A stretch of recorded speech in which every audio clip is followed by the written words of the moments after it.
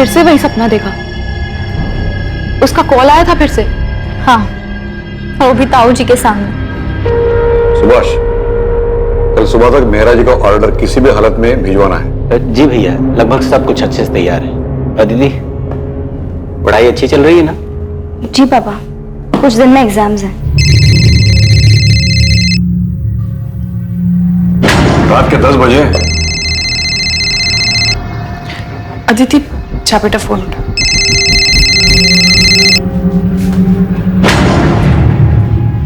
Hello hello. नहीं नहीं नहीं, कुछ नहीं चाहिए हमें। मैंने कितनी बार बोला है, और आप प्लीज इतनी रात को कॉल मत कीजिए। अदिति, 1 महीना हो गया है अब। हर बार नए नए लैंडलाइन नंबर से कॉल्स आ रही हैं। और कितने नंबर ब्लॉक करेगी यार तू? लेकिन सिया, लेकिन क्या अदिति, शक्ल देख अपनी, हवाइयां उड़ी हुई हैं, रात को चैन से सो तक नहीं पाती है। ऐसा कब तक चलेगा यार?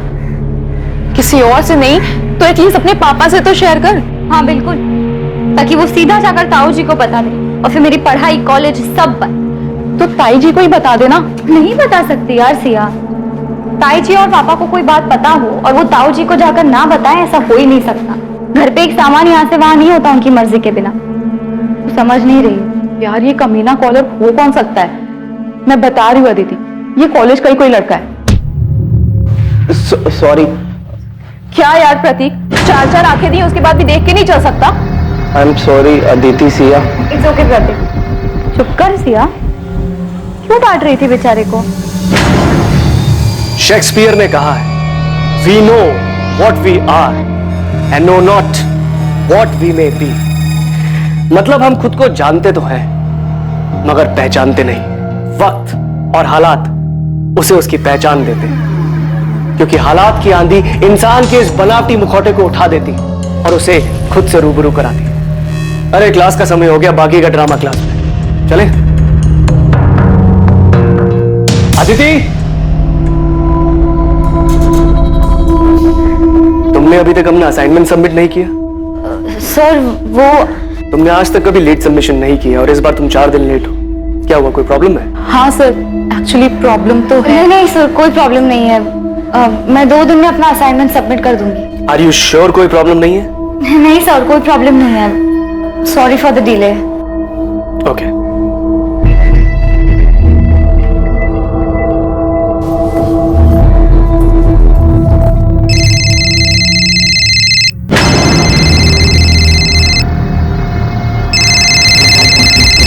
बेटा अदिति, फोन तो मेरा बजा, तुम क्यों चौंक गई?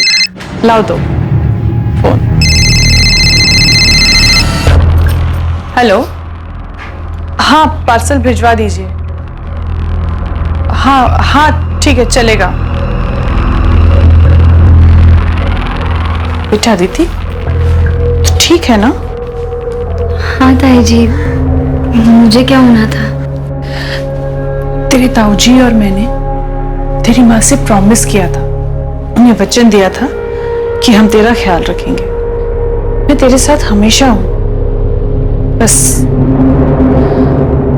3 साल पहले इस घर में जो गलती हुई थी वो तुम मत दोहराना। नहीं ताई जी, मैं ऐसा कुछ नहीं करूंगी।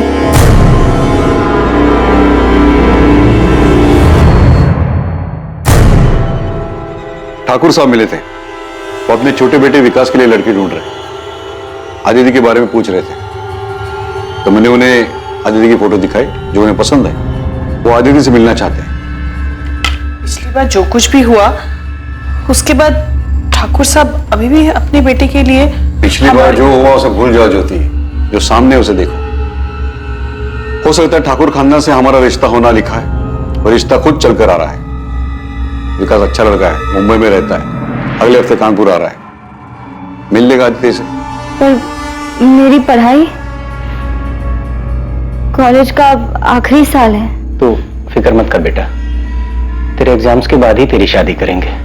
हाँ, एग्जाम के बाद ही शादी होगी, लेकिन सगाई इसी महीने होगी। ठाकुर साहब अब ज्यादा रुकना नहीं चाहते, और मैं भी उनकी बात से सहमत हूं।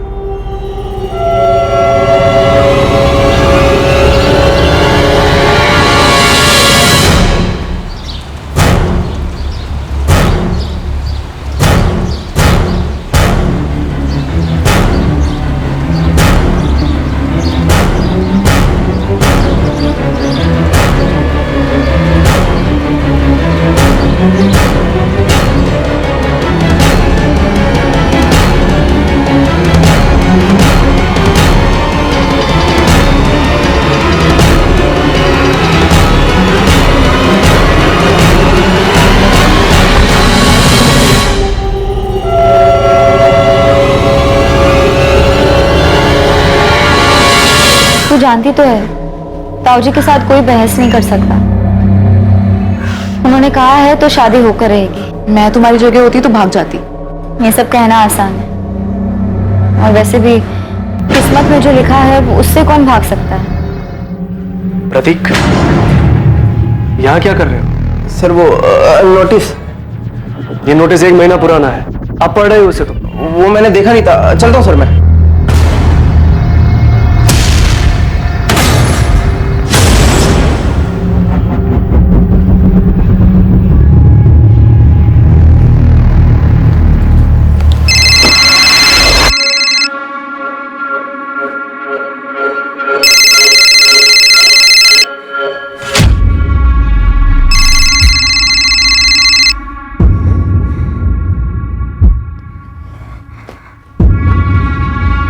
हेलो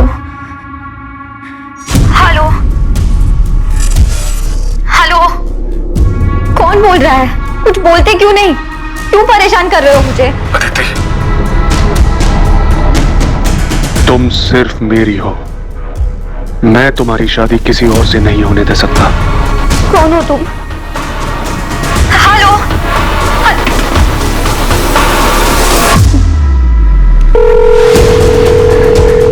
हेलो, हाँ अभी फिर से फोन आया था। इस बार धमकी दे रहा था कि किसी और से शादी नहीं करने देगा। अब बहुत हो गया, इस बार कुछ ना कुछ तो करना ही पड़ेगा। मैं बाद में बात करती हूँ, बाय।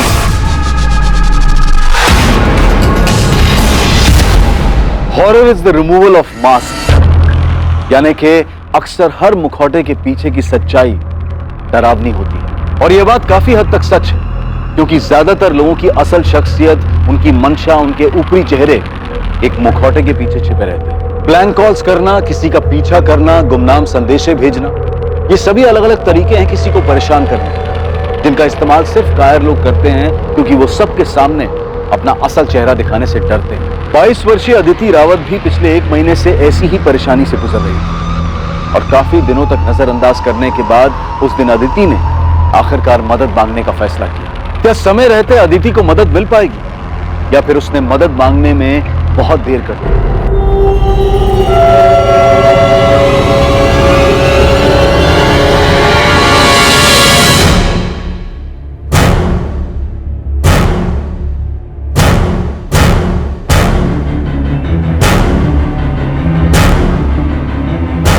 ताई जी, मैं चलती हूँ। ठीक है बेटा, संभल के जाना। Bye bye.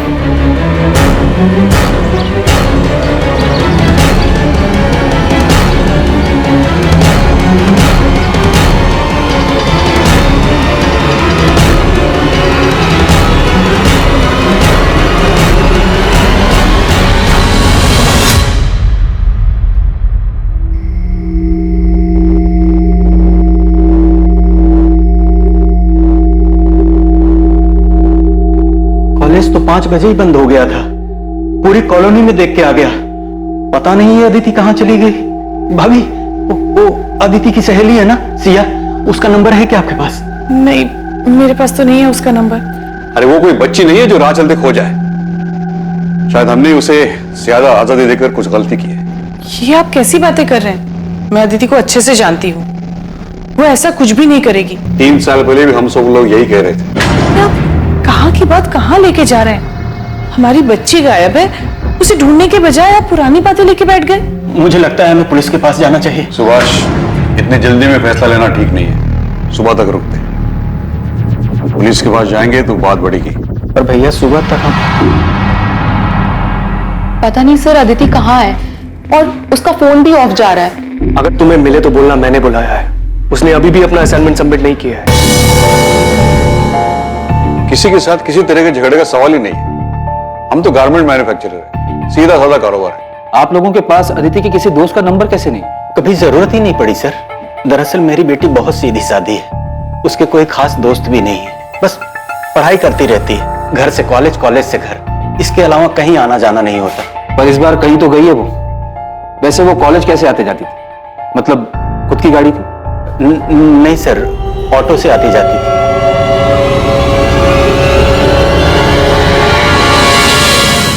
हम अदिति की फोटो आसपास के थानों में भेज रहे हैं। उसके कॉल रिकॉर्ड्स भी मंगवाए, जिससे पता चल जाएगा कि उसने लास्ट बात किससे की। कल 3 सितंबर को अदिति कॉलेज ही नहीं आई थी? जी नहीं, पिछले कुछ दिनों से ना वो थोड़ी सी परेशान लग रही थी। मैंने उससे पूछा भी था कि कोई दिक्कत है, उसने बताया ही नहीं। शायद उसकी दोस्त सिया को पता हो, शायद उसे कुछ बताया हो।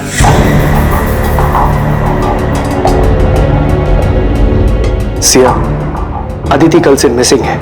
अगर तुम इसके बारे में कुछ भी जानती हो तो बेझिझक होकर इंस्पेक्टर साहब को बताओ। सर, अदिति को पिछले 1 महीने से ब्लैंक कॉल्स आ रहे थे। क्या? हाँ सर, और उसने इस बारे में अपने घर पे किसी को कुछ भी नहीं बताया था, क्योंकि उसके घर वाले बहुत पुराने ख्यालात के हैं। पर सिया, जब मैंने तुम लोगों से पूछा था कि ऐसी कोई दिक्कत है तो कम से कम मुझे तो बताना चाहिए था ना। सिया, कोई अंदाजा ऐसा कौन कर सकता है? कॉलेज का कोई हो सकता है? हाँ सर, मुझे भी ऐसा ही लगता है। इनफैक्ट मैंने अदिति को कई बार बोला था कि कोई कॉलेज का ही होगा। तुम उसकी दोस्त हो, हमेशा उसके साथ रहती। कुछ तो नोटिस किया होगा तुमने कि अदिति को कोई लड़का लाइक करता हो, उसके आसपास घूमता हो। नहीं सर, अदिति ज्यादा लड़कों से बातचीत नहीं करती थी। इनफैक्ट वो किसी से भी ज्यादा बातचीत नहीं करती थी। विनीत जी, मुझे क्लास के सारे स्टूडेंट से बात करनी होगी, शायद उन्होंने कुछ देखा हो, और क्लास के सारे स्टूडेंट की नेम लिस्ट चाहिए होगी मुझे। जी। सिया, अदिति कॉलेज कैसे आती जाती? ऑटो में? वैसे तो ज्यादातर लोग ऑटो से ही आते जाते हैं, लेकिन मैंने अदिति को कई बार प्राइवेट टैक्सी करते हुए देखा है।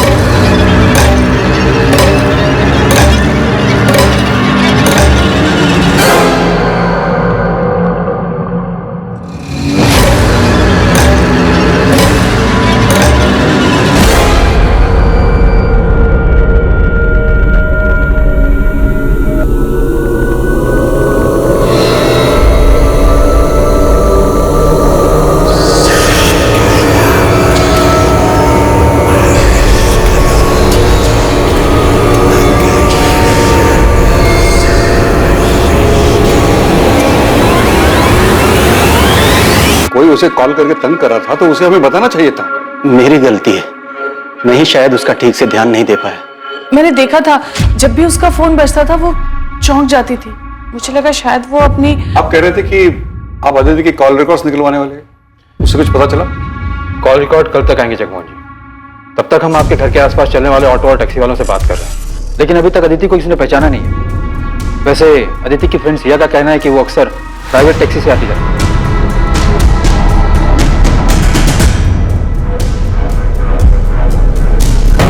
अब वो टैक्सी से जाए ऑटो से क्या फर्क पड़ता है? फर्क पड़ता है, और इस बात से भी फर्क पड़ता है कि आप लोगों को उसके दोस्तों के बारे में कुछ पता नहीं, और ये भी नहीं पता कि वो कॉलेज कैसे आती जाती है।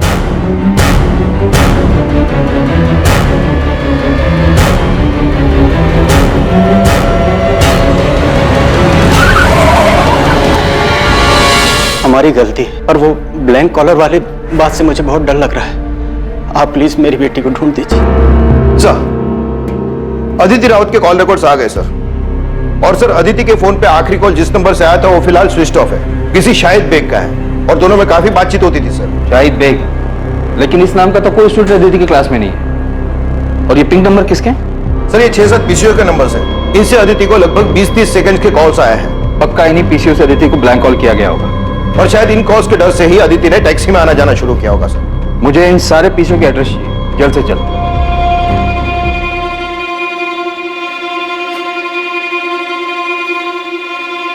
सुभाष, मैं जानता हूं तुम पर क्या बीत रही है। मेरा रवैया सख्त है, इसका यह मतलब नहीं कि अदिति की मुझे परवाह नहीं। और मेरी भी तो बच्ची है। गलती मेरी है भैया, मैं उसे समझ नहीं पाया। उसकी मां की मौत के बाद मुझे उसका ज्यादा ख्याल रखना चाहिए। उसे बोलने तक का मौका नहीं दे। अगर ऐसा करते तो शायद वो उन ब्लैंक कॉल्स के बारे में बता देते। मैंने शायद उसे पहचानने में भूल कर दी, उस पर शक किया। मुझे लगा वो भी हमें धोखा देकर भाग गई, लेकिन मैं किसी भी हालत में उसे घर वापस लाकर ही रहूंगा। तब ये रोड का पीसीओ है। अब 4 घंटे पहले कौन आके गया मुझे याद नहीं है। हाँ साहब, सीसीटीवी लगवाया ना, आजकल क्या मालूम कब जरूरत पड़ जाए। ये तारीख है, इस टाइम के बीच के सारे सीसीटीवी फुटेज चाहिए मुझे सर। 6 पीसीओ में से सिर्फ 2 जगह सीसीटीवी, और सर एक पीसीओ से 21 अगस्त को कॉल आया था अदिति को रात को 11:15 बजे, और दूसरे पीसीओ से 31 अगस्त को कॉल आया था रात को 10:35 पर। आई होप हमें वो कॉलर दिख जाए।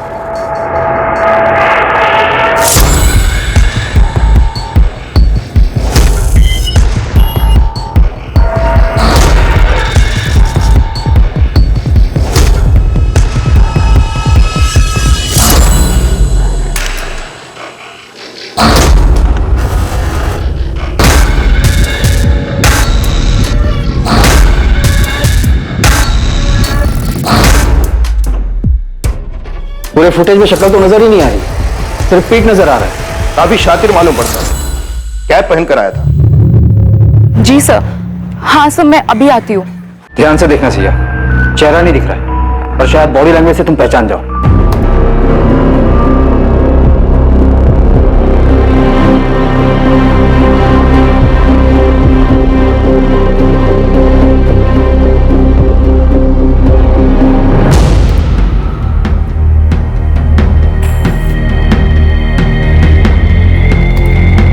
सर ये आदमी बार बार अपनी रिस्ट वॉच एडजस्ट कर रहा है। सर ये आदत तो ये आदत हमारे प्रोफेसर विनीत की है। मैं कॉलेज का प्रोफेसर हूँ, कोई सड़क छाप रोमियो नहीं हूँ। आपको क्या लगता है मैं एक लड़की को ऐसे परेशान करूंगा? सर आप लोग गलत कर रहे हैं, मैंने कुछ भी नहीं किया, फिर आप मुझे कैसे लेकर आ सकते हैं? तुम्हारे फोन के लोकेशन डिटेल्स देखे हमने। अदिति को जिस पीसीओ से जिस टाइम पर ब्लैंक कॉल किया गया, उसी जगह उसी टाइम तुम्हारा फोन भी मौजूद था। सर ऐसा हो ही नहीं सकता, मैं हमेशा अपना फोन घर पे। मैकबेथ अपने राजा के प्रति बहुत वफादार, पर लेडी मैकबेथ के कहने पर उसके मन में भी राजा बनने के ख्वाब जाग गए। फिर क्या था, उसके एक वफादार मुलाजिम होने का मुखौटा गिर गया और खुद अपने हाथों से उसने अपने राजा को मार डाला। अब सोचने वाली बात यह है कि शायद मैकबेथ को यह खुद नहीं पता था कि उसके वफादारी के मुखौटे के पीछे एक दगाबाज शख्स है। इंसानी फितरत का कोई भरोसा नहीं होता, कभी कभी चेहरे के पीछे की असलियत बहुत भयानक होती है। क्लास का टाइम हो गया, अगली बार नेक्स्ट एक्ट पढ़ के आइएगा, वो डिस्कस करेंगे। एक्सक्यूज मी सर, मुझे नहीं लगता मैकबेथ ने कोई मुखौटा पहना था। इंसान खुद को ही ना पहचान सके, ऐसा कैसे हो सकता है? मुझे लगता है मैकबेथ ने ये सब उसकी बीवी के प्रभाव में आकर किया था। फाइनली इस क्लास में कोई तो है जो लिटरेचर में दिलचस्पी लेता है, वरना बाकी सब तो उल्लू की तरह ताकते रहते हैं। और रहा ताल्लुक तुम्हारे सवाल का, तो ये सवाल तुम अपने आप से पूछो। पिछले 1 साल में पहली बार तुमने मुझसे आके कोई सवाल किया है। क्या तुमने कभी ये सोचा था कि तुम सामने से आकर मुझसे शेक्सपियर डिस्कस करोगी? शायद ऐसी भी कोई अतिथि है जिसे हम क्या तुम खुद नहीं जानती। वो बहुत शांत स्वभाव की थी, बाकियों से बिल्कुल अलग। मैं उसे करीब से पढ़ना चाहता था, जानना चाहता था। उसकी सादगी मुझे भाने लगी थी। वही मीठी आवाज सुनने के लिए मैं उसे ब्लैंक कॉल्स किया करता था, मगर कभी हिम्मत नहीं हुई उसे बताने की। फिर इस बीच मुझे पता चला कि उसकी शादी की बात चल रही है। अदिति अभी सिर्फ तू 22 साल की है, इतनी जल्दी शादी कौन करता है? और तूने कुछ बोला नहीं? तू जानती तो है ताऊ जी से कोई बहस नहीं कर सकता। उन्होंने कहा है तो शादी होकर है। ये सुनकर मुझे बहुत गुस्सा आया। वो ऐसे कैसे किसी और के साथ शादी कर सकती थी? इसलिए उस दिन मैंने उसे कॉल करके पहली बार बात की। अदिति, तुम सिर्फ मेरी हो, मैं तुम्हारी शादी किसी और से नहीं होने दे सकता। मेरी लव स्टोरी में कोई इंटरेस्ट नहीं मुझे। ये बता अदिति कहाँ है? क्या किया तूने उसके साथ? सर मैंने उसके साथ में कुछ नहीं किया है। चुपचाप सच बता दे। अब लेक्चर खत्म, प्रैक्टिकल शुरू होगा जिसमें सिर्फ सच बाहर आएगा। शंभू। जी सर। शुरू हो जा। किसी पे भरोसा ही नहीं कर सकते यार। I mean, प्रोफेसर विनीत जैसे पढ़े लिखे लोग ऐसी हरकत कर सकते हैं? कौन असल में क्या है ये तो कोई नहीं बता सकता। बेचारी अदिति, एक तो पहले ही उसके घर में इतनी ज्यादा प्रॉब्लम थी और अब ये ब्लैंक कॉल्स का चक्कर आके उसके सर पड़ गया। तुझे अंदाजा भी नहीं होगा यार कि उसके घर वाले हर बात को लेके कितनी रोक टोक करते थे। मैंने क्या किया पापा? जीन्स पहनने में क्या गलत है? बाकी लड़कियां भी तो पहनती हैं। दुनिया अगर गलत करे तो इसका मतलब ये नहीं है कि उनकी देखा देखी हम भी गलत करें। तो जानती है ना ताऊ जी को, उन्हें ये सब पसंद नहीं है। और आपको पापा? मैं जानती हूँ पापा, नाम सिर्फ ताऊ जी का आता है पर आपकी सोच भी उनसे कुछ अलग नहीं है। ऐसी बात नहीं है बेटा, हम जिस समाज में रहते। पापा आप भी उन्हीं की तरह है, समाज की तरह, जो हर वक्त बस लड़कियों पर पाबंदियां लगाने के लिए और उन्हें हर बात के लिए जिम्मेदार ठहराने के लिए खड़े होते हैं। काश आज माँ जिंदा होती, वो ऐसा कभी नहीं होने देती। अदिति, सर अदिति को मैंने किडनैप नहीं किया है। या मुझे कहां लेके जा रहे हैं? मैं कोई क्रिमिनल नहीं हूं। कोर्ट में पेशी है तेरी, हमने अर्जी दाखिल की तुझे रिमांड पर लेने के लिए। अब देखते हैं तू सच कैसे नहीं बोलता। 10 दिन हमारे साथ जेल में रहेगा ना तो सब उगल देगा। सर एक बात बहुत अजीब है, अदिति रोज एक प्राइवेट टैक्सी में आया जाया करती थी, और यही नहीं, रोज वो टैक्सी एक ही होती थी।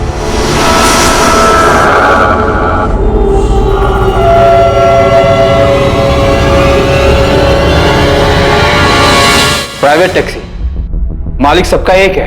देख प्रोफेसर, तू बच्चों को भले ही कुछ भी पढ़ाता हो या हमें पढ़ाने की कोशिश मत करना। सर मैं सच बोल रहा हूं। अक्सर कॉलेज खत्म होने के टाइम पर मैं गेट पे खड़ा रहता था अदिति को जाते हुए देखने के लिए। तब मैंने कई बार देखा वो व्हाइट कलर की प्राइवेट टैक्सी में ही जाया करती थी। शायद मेरा ध्यान हमेशा अदिति पर था, इसलिए इस बात पर कभी ध्यान नहीं गया। काफी झूठ बोल रहा है प्रोफेसर, कहानियां सुनाने में माहिर है सर। एक लीड मिली है, चेक तो करना पड़ेगा।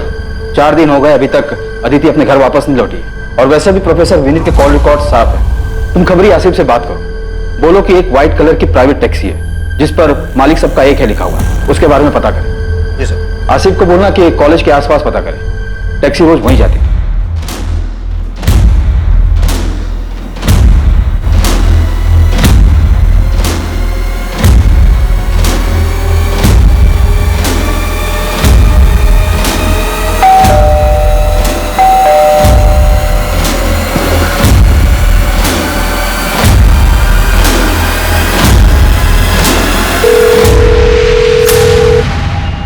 हेलो, आप कहाँ हैं?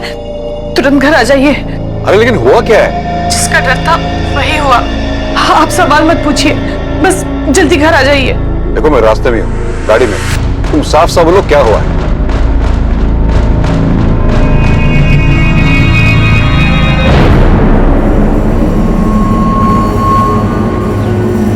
सर ये गंगा शंकर टैक्सी मालिक। पर ये टैक्सी मेरी है, लेकिन मैं इसे किराए पर देता हूँ। इसका ड्राइवर शाहिद बेग। शाहिद बेग? कहाँ मिलेगा ये शाहिद बेग? अब ये तो पता नहीं। 3 सितंबर को आया था यहाँ, टैक्सी की चाबी वापस कर रहे हैं हमेशा के लिए। सेठ जी आपकी चाबी। ऐसा अचानक क्या हुआ? कोई दिक्कत है? नहीं सेठ जी, मैं सब कुछ और करना चाहता हूँ, यहाँ से दूर। दूर मतलब अपने गांव जा रहे हो? नहीं, मुंबई। ये बोलकर वो चला गया और उसके बाद मेरी उससे कोई बातचीत नहीं हुई सर। शाहिद का कोई एड्रेस है आपके पास? शायद वहां से कुछ पता चले। हाँ, शायद जिस बस्ती में रहता है वहां का एड्रेस है मेरे पास। सर, अदिति के फोन पे आखिरी कॉल किसी शाहिद बेग का ही था। ये वही होगा, नंबर क्रॉस चेक करो। अदिति और शाहिद में देर रात तक लंबी बातें होती थी, पर यह समझ में नहीं आ रहा है कि अदिति एक टैक्सी ड्राइवर से इतनी क्यों बात करेगी। सब ये रहा शाहिद का पता हुआ, उसका फोन नंबर।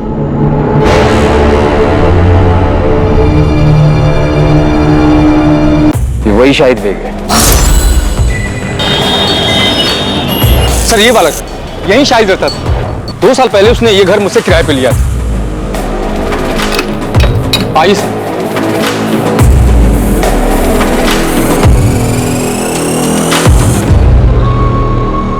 शाहिद ने कमरा कब खाली किया?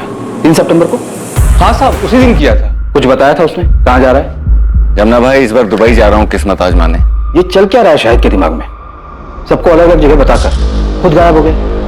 अदिति हमेशा शाहिद की टैक्सी से आती जाती थी और शाहिद ने अपनी टैक्सी 3 सितंबर को वापस की, और उसी दिन से अदिति और शाहिद दोनों गायब हैं। ये महज इत्तेफाक तो नहीं हो सकता। सर यहाँ तो कुछ और ही खिचड़ी पक रही थी। ये शाहिद की पड़ोसन बता रही थी कि शाहिद के घर पे किसी लड़की का रेगुलर आना जाना था। हाँ साहब, ये तो वही लड़की है जो शाहिद के घर पे आती थी।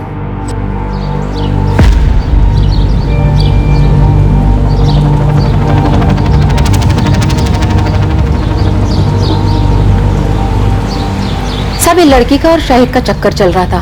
पर साहब एक बात बोलूं, ये दोनों साथ में बहुत खुश दिखते थे, और ये लड़की तो शाहिद को बहुत प्यार करती थी साहब। खुशी खुशी उसके घर का सारा काम कर लिया करती थी।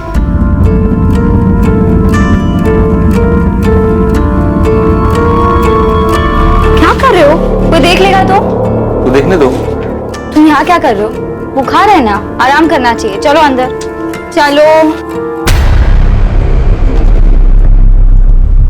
अच्छे बड़े घर की लड़की, कॉलेज जाने वाली, अपनी उम्र से काफी बड़े टैक्सी वाले के प्यार में पड़ गई, और इतना ही नहीं, अपना घर छोड़कर उसके साथ भाग भी गई।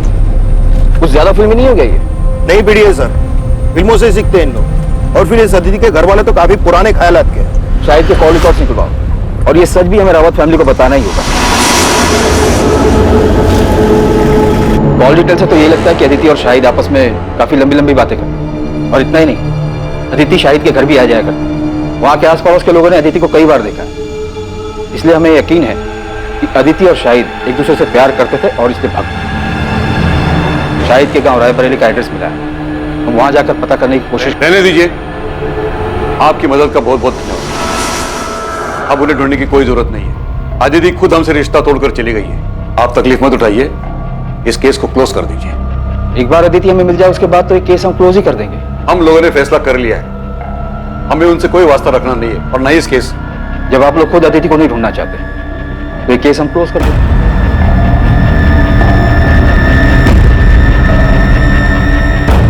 अदिति का मिसिंग केस अचानक ही एक अनदेखे मोड़ पर आकर थम गया। अदिति ने अपने घर वालों को छोड़ने का फैसला लिया, और बदले में उसके परिवार वालों ने अदिति के लिए भी वही फैसला लिया था, अदिति को छोड़ने। लेकिन सच इतना सरल नहीं था, और कुछ ही दिनों बाद सामने आने वाली एक दुर्घटना का कोई भी अंदाजा नहीं लगा सकता था।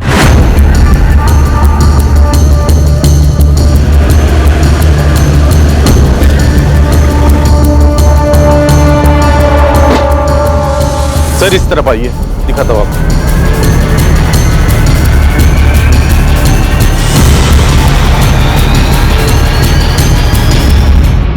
सर, विक्टिम का गला घोटा गया है, कपड़े भी फटे हुए हैं, शायद रेप किया गया है, और लाश को उस बोरी में लाया गया है। लड़की गांव की रहने वाली नहीं लगती। तब विक्टिम की फोटो दिल्ली, नोएडा और आसपास के थानों में भेजी, लेकिन अभी तक कोई रिस्पांस नहीं आया है। शायद विक्टिम यहाँ की हो ही नहीं। तो एक काम करो, हमारे सोशल मीडिया ग्रुप की हेल्प लो और विक्टिम की फोटोज उसमें भी सर्कुलेट करो।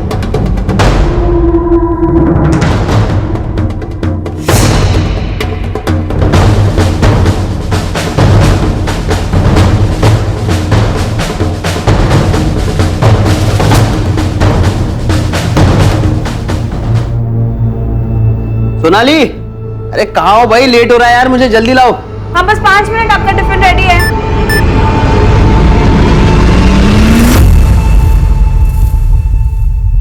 ए सोनाली, मेरा टिफिन रेडी हुआ कि नहीं? क्या हुआ?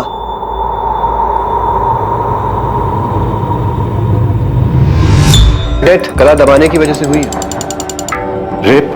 विक्टिम सेक्सुअली एक्टिव थी। अंदरूनी जांच के बाद ऐसा लगता है कि रेप नहीं हुआ है, लेकिन हाँ, हाथ में और पीठ पे जिस तरीके के खरोच के निशान है, उससे लगता है शायद जबरदस्ती करने की कोशिश जरूर की गई थी। और जब कोशिश में वो कामयाब नहीं हो पाया तो गुस्से में आकर उसने इसे मार डाला। डॉक्टर, इसका मर्डर कब हुआ होगा? लगभग 24-25 घंटे पहले। 24-25 घंटे पहले, मतलब 11 सितंबर की रात को।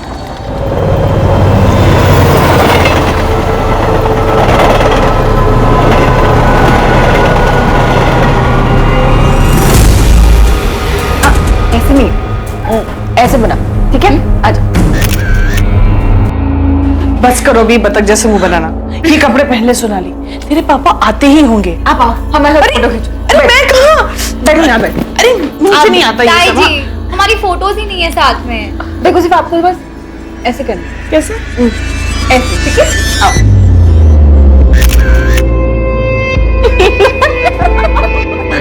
बहुत शैतान हो गए तुम। अगली बार ना आप ताई जी के लिए भी ऐसी ड्रेस लेके आना। चुप बेशरम। आओ, एक और फोटो।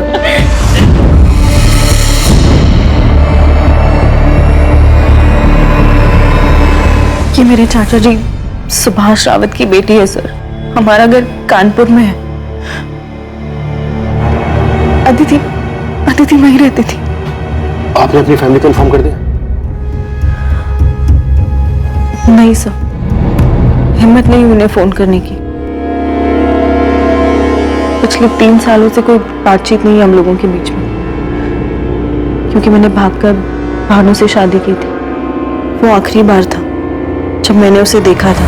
आप हमें अपना कानपुर का एड्रेस दे दीजिए और अपने घर वालों के फोन नंबर्स, हम इन्फॉर्म कर देंगे।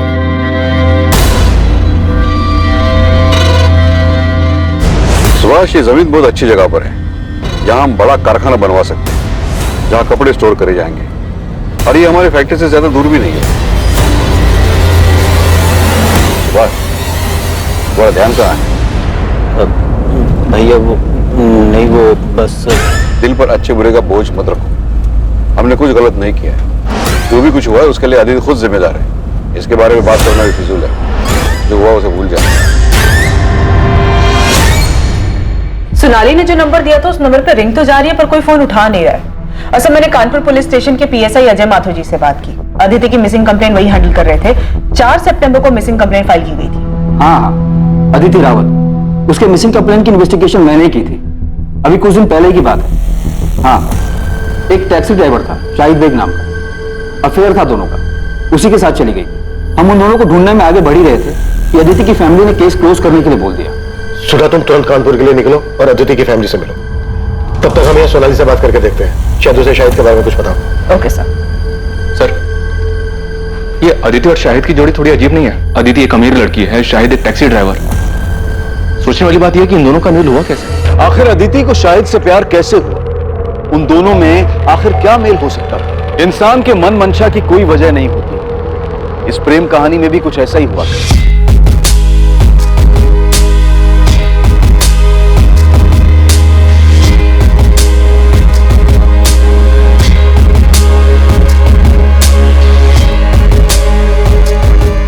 आइए मैडम, बैठिए। नहीं, आप जाइए, मैं ऑटो ले लूंगी। मैडम, आप ऑटो का किराया दे देना। बहुत देर से देख रहा हूँ, दूर दूर तक कोई ऑटो नहीं है। आप ऐसे ही धूप में खड़ी हैं। आपको भी ऑटो का इंतजार नहीं करना पड़ेगा और मुझे भी सवारी मिल जाएगी। बैठिए ना।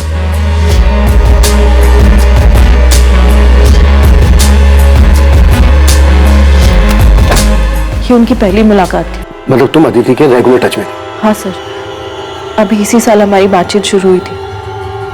घर से भागने के बाद बड़ी हिम्मत करके मैंने उसे फोन किया था। उसने घर पे किसी से नहीं बताया था कि हम लोगों के बीच में बात होती, क्योंकि मेरे पापा यानी अदिति के ताऊजी बहुत ज्यादा स्ट्रिक्ट है सर, और कोई उनकी मर्जी के खिलाफ जाए ये उनको बिल्कुल पसंद नहीं था। सोनाली, तुमने लव मैरिज की थी, कोई गुनाह नहीं किया था। लेकिन सर, मेरी पापा की नजरों में ये किसी गुनाह से कम नहीं है। अदिति एक पढ़े लिखे रईस परिवार से थी। ये समझ में नहीं आ रहा है कि वो एक टैक्सी वाले के प्यार में कैसे आ गई। सर, ये बात मुझे भी बहुत अजीब लगी थी। मैंने पूछा भी था उससे। सर, दीदी, शाहिद भी अक्सर यही कहता है कि रूप की रानी सड़कों के राजा की लव स्टोरी है हमारी। मुझे यकीन है कि हमारा मिलना लिखा था। और रही बात मजहब जात पात के भेद की, तो मैं ऐसी ओछी बातों में विश्वास नहीं रखती। मैं जात पात की बात नहीं कर रही हूँ अदिति, मैं लोगों के पढ़े लिखे होने के नजरिए, उनके इंटेलेक्चुअल लेवल की बात कर रही हूँ। तूने कहा था ना कि वो सिर्फ 5वीं क्लास तक पढ़ा है, तो उसे तो तेरी बात भी समझ नहीं आती होगी। तुम लोग बात क्या करते हो आपस में? बातें करने के लिए इंटेलेक्चुअल लेवल की नहीं, बस इंसान में थोड़ी सी दिलचस्पी दिखाना ही काफी होता है। कौन सी किताब पढ़ रही हैं मैडम जी? क्यों?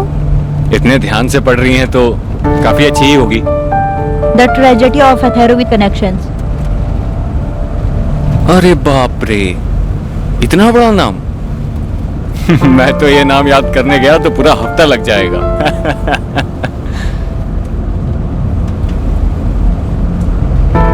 मुझे भी किताबें पढ़ने का शौक था बचपन में, लेकिन वो अरमान कभी हकीकत नहीं बन पाया। क्यों? अब्बा का इंतकाल हो गया था बचपन में। इससे पहले कि कुछ समझ पाता, कंधे से स्कूल बस्ता हटाकर सर पे बोझ डाल दिया गया। घर चलाने के लिए अम्मी की मदद करनी थी, तो तब से लेकर अभी तक वही करता चला आ रहा हूँ। मतलब उसने तुझे अपनी दुख भरी कहानी सुनाई और तेरा दिल पिघल गया? मैंने उस पर तरस खाकर उसे पसंद नहीं किया है, बल्कि उसके आने से मुझे पहली बार कोई ऐसा मिला जो बिना किसी मतलब के, बिना किसी उम्मीद के मुझ में दिलचस्पी दिखा रहा है, जो मुझे वक्त देना चाहता है, मुझे सुनना चाहता है। और दीदी, आपको पता है शाहिद बहुत ही जिंदा दिल इंसान है। ना कुछ हुआ है उसके साथ, मगर फिर भी हंसता रहता है और हमेशा मुझे हंसाने में लगा रहता है।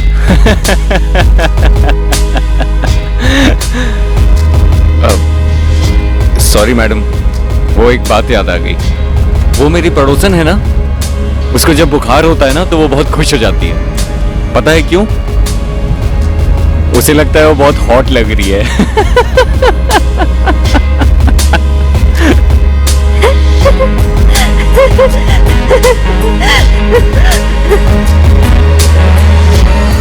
टैक्सी में आते जाते दोनों के बीच प्यार हो गया और बात यहाँ तक आगे बढ़ गई कि दोनों ने भागकर शादी कर ली। सर, यही बात मुझे भी परेशान कर रही थी और मुझे नहीं लगा था वो घर से भागकर शाहिद से शादी कर लेगी। क्यों? ऐसा क्या हुआ?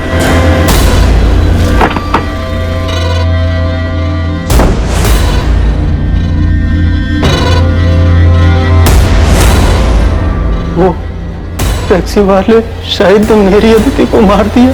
इन्वेस्टिगेशन चल रही है सुभाष जी, लेकिन एक और पॉसिबिलिटी ये है कि शायद शाहिद को भी मार दिया गया होगा। लेकिन मुझे पूरा यकीन है कि उसी कमीने ने आदित्य को मारा होगा। मैंने उसे तभी पहचान लिया था जब वो दोनों शादी करके यहाँ आए थे हमारे पास। क्या आप लोग पहले से जानते थे कि उन दोनों ने शादी कर ली थी? शाहिद पहले से शादीशुदा था, तो फिर अदिति उसके साथ भागी क्या? सर यही बात तो मुझे समझ नहीं आ रही है। अदिति ने कहा था कि शाहिद ने उसके साथ धोखा किया है। शाहिद ने मुझे धोखा दिया है दीदी, मैं उसके लिए सब कुछ छोड़ने को तैयार थी, उसने मुझे अंधेरे में रखा। छोड़ो, काम करने दो। सारा सामान यहाँ वहाँ फेंक कर रखा है, इसीलिए बीमार पड़े थे तुम। हाँ तो ये बीमारी की तो मेहरबानी है जो तुम मेरे गरीब खाने में आई। हाँ बस, हाँ अब ठीक से सफाई करने दो। ठीक से साफ सफाई नहीं होगी तो वापस बीमार पड़ जाओगे।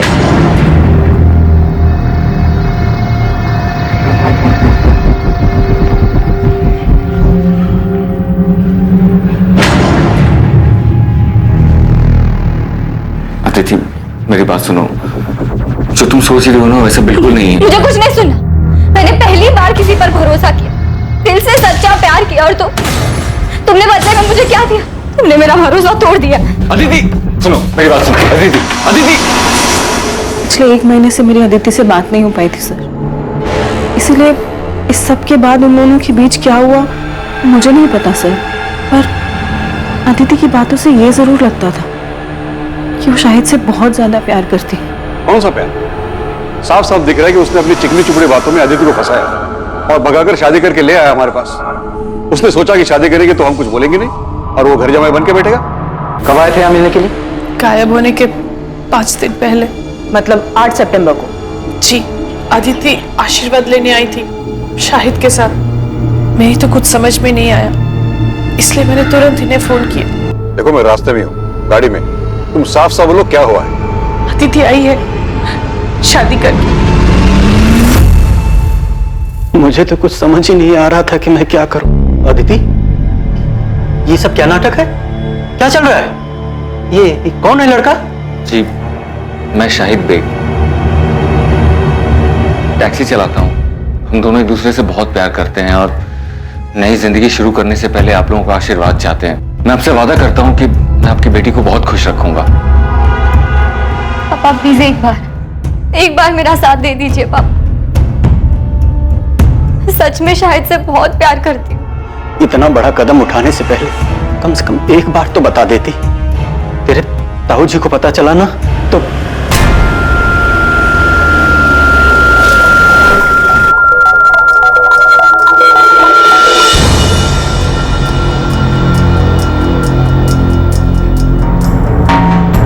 सुभाष, इनसे कह दे यहां से चले जाए। मैं कहता हूं चले जाओ यहां से। हम समझ लेंगे कि तू भी सोनाली की तरह मर गई हमारे लिए। लेकिन याद रखना, जो लोग बुजुर्गों का दिल दुखा के खुशियां ढूंढते हैं ना, जिंदगी उन्हें कभी खुश नहीं रखती। आपने तो हमें कुछ नहीं बताया, सीधे कहा कि केस क्लोज कर दो। हाँ तो और क्या कहते हैं? लेकिन शाहिद और अदिति तो एक दूसरे से प्यार करते थे ना, तो फिर शाहिद अदिति को क्यों मारेगा? अदिति अपने साथ अपने सारे गहने और कुछ कैश लेकर भागी थी, जिसका पता हमें कुछ दिनों बाद चला। गहनों की कीमत ही लगभग 10-15 लाख होगी। शाहिद को सिर्फ पैसे से मतलब था। उसने 10-15 लाख का मुनाफा देखा और मार दिया अदिति को। अदिति के घर वालों को शाहिद पे शक है। देखने से तो ऐसे ही लगता है। शाहिद पहले से शादीशुदा था। अदिति ने शाहिद से शादी की जिद की होगी तो शाहिद को मजबूरन अदिति से शादी करनी पड़ी। लेकिन सुधा, हम ये नहीं जानते कि खुद शाहिद सही सलामत है भी या नहीं। ऐसा ना हो कि उसकी लाश भी कहीं जंगल में ही कहीं पड़ी हो सकता है कि अदिति के परिवार वालों ने दोनों को मरवा दिया। आपको ऐसा क्यों लगता है सर? ऐसा हमें नहीं, अदिति के ताऊ जगमोहन की सगी बेटी सोनाली को लगता है, क्योंकि उसके साथ भी कुछ ऐसा ही हुआ था। सर, जब मैं और सोनाली घर से भागे थे तब इनके पापा ने हमारे पीछे गुंडे भी भिजवाए थे। गुंडे? Yes sir. वो तो हमारी किस्मत अच्छी थी कि हम उनके हाथ में नहीं आए और हम शहर से बाहर भाग गए। सोनाली, तुम्हें सच में ऐसा लगता है कि तुम्हारे पापा अदिति को चोट पहुंचा सकते हैं? यकीन से तो नहीं कह सकती हूँ, लेकिन कल को अगर ऐसी कोई बात सामने आती है तो मुझे हैरानी नहीं होगी सर। और इतना बता सकती हूँ सर कि खानदान की इज्जत और खानदान के बच्चों के बीच अगर किसी दिन किसी मोड़ पे मेरे पापा को किसी एक चीज को चुनना होगा तो वो आंख बंद करके खानदान की इज्जत को ही चुनेंगे सर।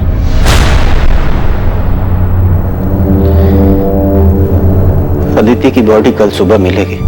अदिति ने भले ही अपने औलाद होने का फर्ज ना निभाया, लेकिन हम तो बड़े हैं, हमें अपना फर्ज निभाना ही होगा।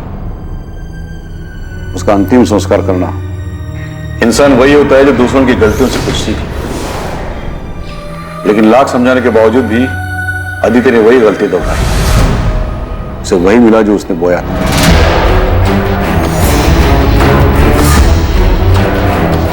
अब आप उसे क्यों कोस रहे हैं? वो तो जिंदा भी नहीं है। जिंदा नहीं है क्योंकि उसने परिवार और इज्जत को छोड़कर एक मक्कार का हाथ थामा था।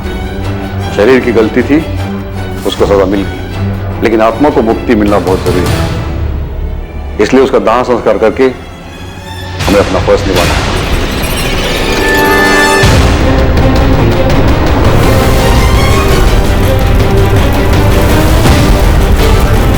हमें सबसे पहले यह पता लगाना है कि इस वक्त शाहिद कहाँ है। क्या सबके पीछे उसी का हाथ है या फिर वो खुद एक विक्टिम? सर, जहां अदिति की लाश मिली उसी जंगल वाले एरिया में हम लोग शाहिद की डेड बॉडी को भी सर्च करें। शायद कोई जंगली जानवर उसे अंदर खींच कर ले गया।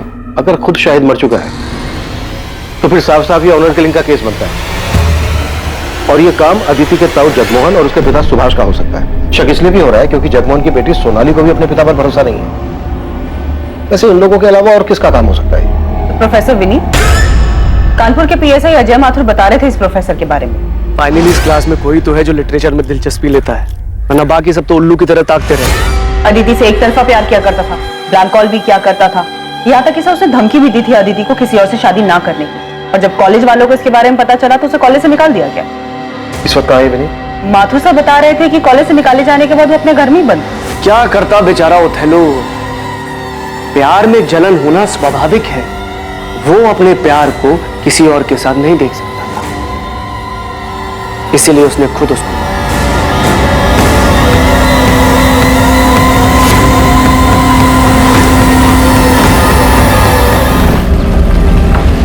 नुसरत आपा, नुसरत आपा, ए नुसरत आपा। ए असलम, सारी तमीज तहजीब घर भूल कर आया है क्या? न दुआ न सलाम। सासू में तेरी बहन की। तो आपके शाहिद ने जो हरकत की उसके बाद भी आप क्या करने गई? और ना कभी जाएगी। तू कर क्या रहा है यहाँ? आपा को घर ले जाने आया हूँ। कोशिश करके तो देख। असलम तुम यहाँ? चले आपा, तेरा शौहर अभी घर नहीं आने वाला है। चल अपना सामान बांध और घर चल मेरे साथ। मैं कह रहा हूँ ना, चल। नुसरत अंदर जा। ए आपा। असलम, एक बात कान खोल के सुन ले, ये घर नुसरत का है और वो यहाँ से कहीं नहीं जाएगी। और दोबारा मेरे घर के दरवाजे पे आकर इस तरह चिल्लाया ना तो समझ लेना, ये सरोटा सिर्फ सुपारी नहीं, जबान भी काट सकता है।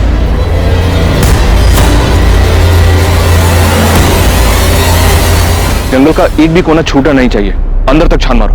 शायद अगर मर चुका है तो उसकी लाश यहीं कहीं जंगल में होनी चाहिए। मुझे रावत फैमिली कुछ ठीक नहीं लगती।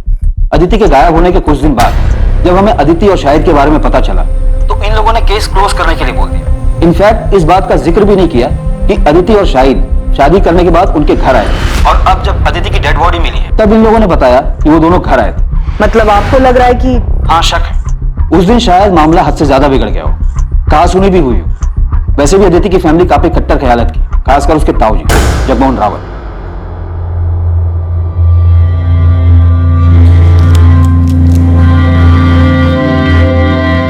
मैं जरा बाहर से हो क्या कुछ काम है। तुम सुभाष को देखते रहे, अब भी दिल पर बोझ लेकर बैठे। लेकिन इसमें उनकी क्या गलती थी? वो खुद को क्यों दोष दे रहे? ज्योति, रिश्ते का गला घोटना इतना आसान नहीं है, फिर चाहे तुम्हारे पीठ में कोई चुराई क्यों न घोंप दे। सर, माथुर सर ने शाहिद के रायबरेली वाले घर का एड्रेस भेजा है। उदित, तुम तुरंत रायबरेली के लिए निकलो, और अगर ये सारा काम शाहिद का क्या कराया है और वो रायबरेली में कहीं छुपा हुआ है तो पहले से ही चौकन्ना होगा। और अगर उसे तरक भी भनक लग गई तुम्हारे रायबरेली जाने के बारे में तो वहां से निकल सकता है, और हम ये चांस बिल्कुल नहीं ले सकते। सो बी केयरफुल। मैं लोकल पुलिस से बात करता हूं।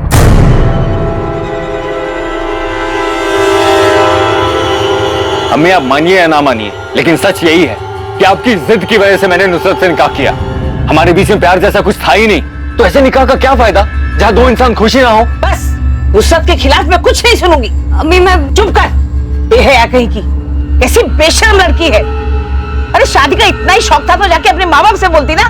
जवान है, सुंदर है, और कौन सी तेरी उम्र निकली जा रही है जो तूने मेरे शादीशुदा बेटे को फंसा लिया। हमें ये लड़की अपने घर के ऐशो आराम को छोड़कर मेरे साथ आई क्योंकि मुझसे सच्चा प्यार करती है ये, और मेरे लिए बहुत मायने रखता है। और शायद मैं आपके लिए कोई मायने नहीं रखती।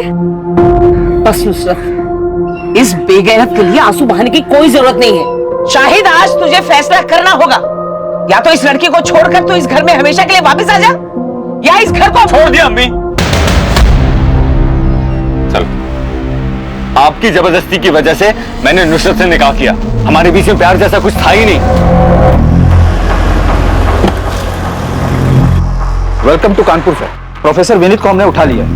वो यहाँ फिलहाल लॉकअप में बंद है, लेकिन इज्जत और नौकरी जाने के बाद भी इसकी सनक बरकरार है। चलो देखते हैं शेक्सपियर के अलावा और कौन सा ड्रामा रचने की फिराक में। एक कप और मिलेगी?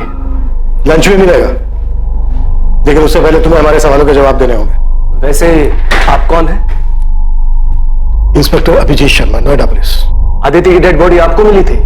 हाँ। क्या लगता है आपको, अदिति को उसी टैक्सी ड्राइवर ने मारा है जिसके साथ वो आती जाती थी? केस को काफी क्लोजली फॉलो कर रहे हो। जिसकी वजह से मेरा सब कुछ खत्म हो गया, उसे एंड तक फॉलो करना तो बनता है ना। वैसे पता है, अब सोचता हूं ना तो महसूस कर पाता हूं कैसा लगा होगा ओथेलो को सब कुछ खोने के बाद। फिर तो तुम्हें यह भी पता होगा ओथेलो का सब कुछ खोने का रीजन वो खुद था। जिद और इनसिक्योरिटी में आकर खुद उसने अपने प्यार को मार डाला। वाह सर, आपने ओथेलो पढ़ा है? अच्छा ये बताइए, आपका सबसे पसंदीदा कैरेक्टर कौन सा है? अपना ये ड्रामा बंद कर दे प्रोफेसर, ये पुलिस स्टेशन है, कोई स्टेज नहीं। All world is a stage, all men and women are merely plays।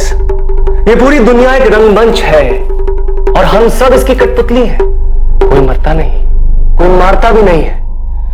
बस जब जिसकी जरूरत खत्म हो जाती है उसे इस रंगमंच से अलविदा लेना पड़ता है।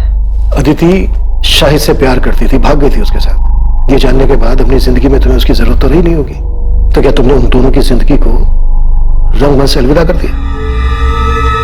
शाहिद उस लड़की अदिति को लेकर यहाँ आया था, लेकिन मैंने उन्हें दरवाजे से ही लौटा दिया, घर के अंदर भी नहीं लिया। उसके बाद दोनों कहाँ गए मुझे नहीं पता। ये कौन है? ये असलम है, नुसरत का भाई। ठीक है, फिर भी हमें आपके घर की तलाशी लेनी होगी। देखिए साहब, शाहिद घर पर नहीं और पूरा गांव जानता है कि रुखसार कभी झूठ नहीं बोलती।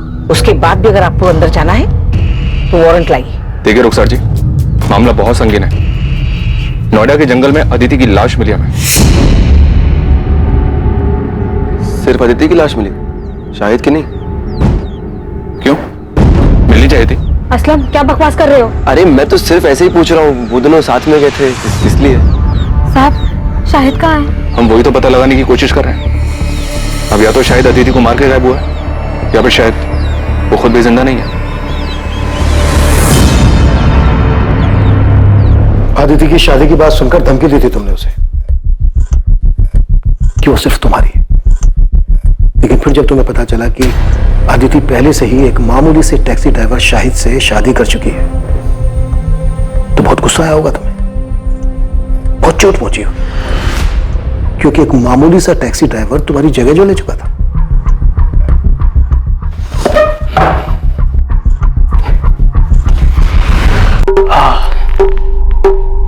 लीजिए, अब मैंने आपकी जगह ले ली, आपकी कुर्सी पर बैठा हूं, तो अब मेरा खून करना चाहते हैं? नहीं ना, क्योंकि आप जानते हैं कि मेरे यहां बैठने से आपकी वैल्यू और आपकी पोजीशन में कोई फर्क ही नहीं पड़ता। ठीक उसी तरह चाहे मुझे अच्छा लगा या नहीं लगा, सच यही था कि अदिति उस टैक्सी ड्राइवर से प्यार करती थी। मेरे जोर जबरदस्ती करने के बाद भी उसके मन में उस टैक्सी ड्राइवर के लिए जो प्यार था उसमें कोई फर्क ही नहीं पड़ता। इसलिए जगह ले ली नहीं ले ली ये सब बकवास है। एक बार को तो तुमने सोचा होगा कि अदिति पढ़ी लिखी लड़की है, उसका और तेरा इंटेलेक्चुअल लेवल मैच करता है, और दूसरी तरफ वो टैक्सी ड्राइवर शाहिद जिसका अदिति के साथ कोई मेल नहीं था। आपको लगता है कि मैं इंटेलेक्चुअल हूं और वो टैक्सी ड्राइवर गवार है? सर, ये सिर्फ एक मुखौटा है जो अंदर के असली चेहरे को छुपा देता है। बात को गोल गोल घुमाने से मुद्दा नहीं बदल जाता प्रोफेसर। जो बात है सच सच बता दे, वरना इसी लॉकअप के अंदर एक एक करके तेरे चेहरे से सारे मुखौटे उतार देंगे हम। मुखौटा पहले उनका उतारिए जो खानदानी और इज्जतदार होने का दावा करते हैं, और फिर उसी शान की आड़ में अपनों की ही बलि चढ़ा देते हैं। अदिति का मर्डर उसकी फैमिली का है? नहीं, मैंने ऐसा तो नहीं कहा, लेकिन लगता है आपके मन में उनके लिए शक है, तभी सबसे पहले उनका ख्याल आया। वैसे आपको उस टैक्सी ड्राइवर की फैमिली पर भी शक होगा। जरा सोचिए ना सर, अगर मोहब्बत की दुश्मनी फैमिलीज ना होती तो ये दुख भरी प्रेम कहानियां अमर कैसे होगा?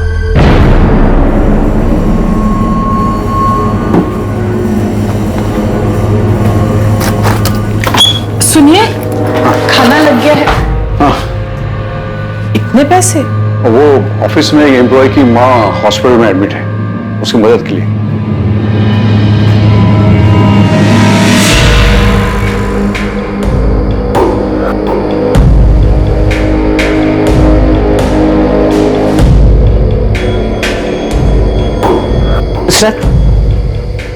भूल जा उसे, ये मानिए कि मेरा बेटा कभी तेरे लायक था ही नहीं।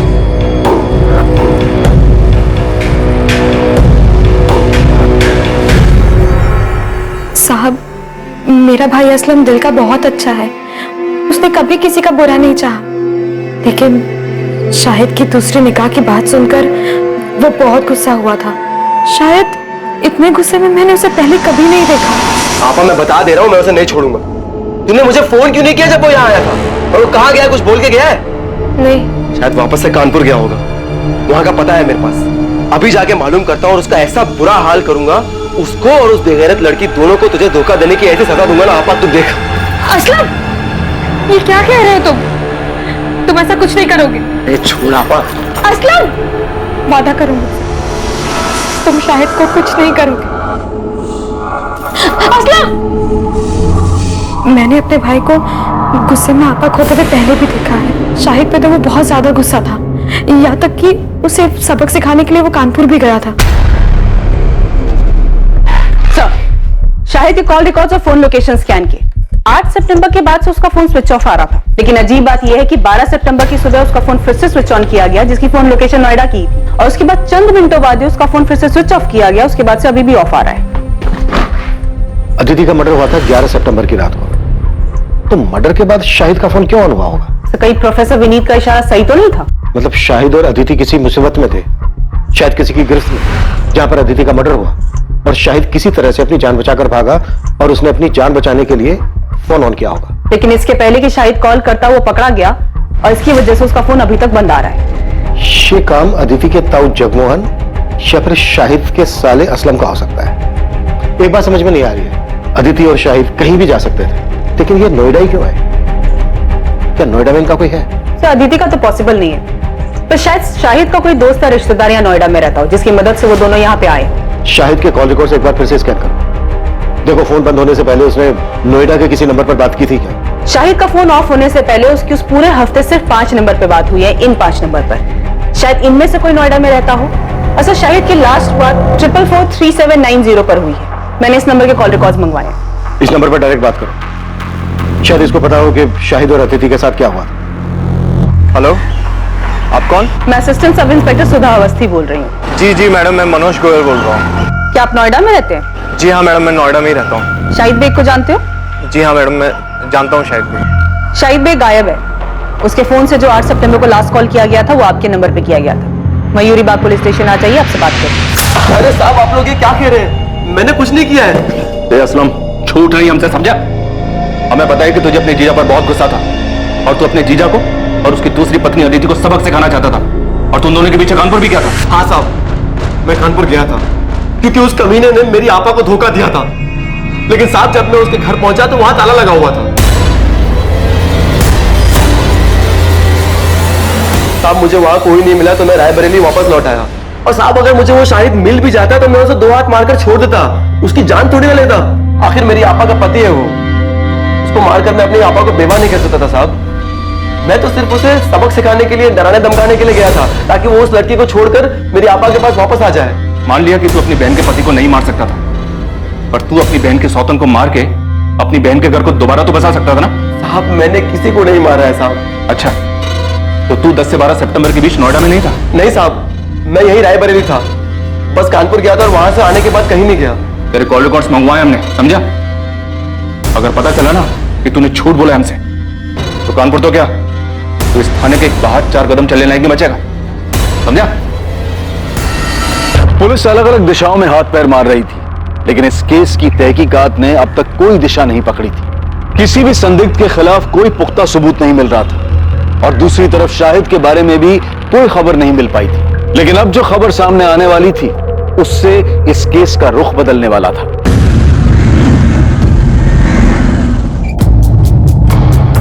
सर मैं भी रायबरेली से ही हूँ, नोएडा में पिछले 8 सालों से रह रहा हूँ। शाहिद मेरे बचपन का दोस्त है। क्या तुम ये भी जानते हो कि शाहिद एक लड़की के साथ भाग कर यहाँ नोएडा आया था? जी सर, जानता था, और ये भी जानता हूँ कि उस लड़की का नाम अदिति है। 12 सितंबर को हमें अदिति की डेड बॉडी। क्या डेड बॉडी? शाहिद का डर सही निकला। शाहिद अदिति के साथ ऐसा नहीं कर सकता। वो दोनों एक दूसरे से बहुत प्यार करते थे, उन दोनों ने शादी भी की थी, पर उनके घर वालों ने मानने से इनकार कर दिया, तो उसने मुझे फोन किया। उसे कुछ पैसे और रहने के लिए जगह चाहिए थी। देख, अभी मेरे पास ना सिर्फ 5000 रुपए हैं, मैं तेरे अकाउंट में ट्रांसफर कर रहा हूँ। तुम दोनों टिकट कराओ और इधर नोएडा आ जाओ, बाकी इधर मिलकर सोचते हैं, ठीक है? देख, अगर तू कह रहा है ना कि अदिति के घर वाले कुछ भी कर सकते हैं, तो तेरा कानपुर छोड़ने का फैसला बिल्कुल सही है। मैं अदिति को कुछ नहीं होने दे सकता। मैं बस जल्दी से नोएडा की ट्रेन पकड़ के आ रहा हूँ। अब हमें कानपुर या रायबरेली में रहने में डर लग रहा है। सर, शाहिद मेरे पास यहाँ नोएडा आ गया था। तो 2 दिन शाहिद यहाँ नोएडा में तुम्हारे पास तुम्हारे घर पे रुका था? हाँ सर, मैंने इंतजाम किया था। वैसे मैं एक छोटा मोटा स्टेट एजेंट हूँ सर। सेक्टर 49 में एक फ्लैट मेरे पास खाली पड़ा था, उसकी चाबी मेरे पास ही थी। वो फ्लैट मुझे किराए पे चढ़ा, तो मैंने शाहिद और अदिति को वहां रहने दिया।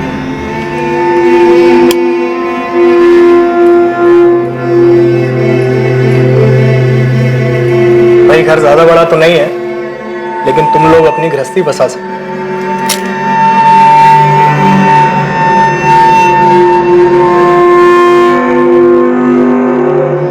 घर बड़ा नहीं, इंसान का दिल बड़ा होना चाहिए, जैसे कि आपका है। Thank you so much Manoj भैया। ये बात शायद 8 सितंबर की होगी। वो दोनों बहुत खुश थे।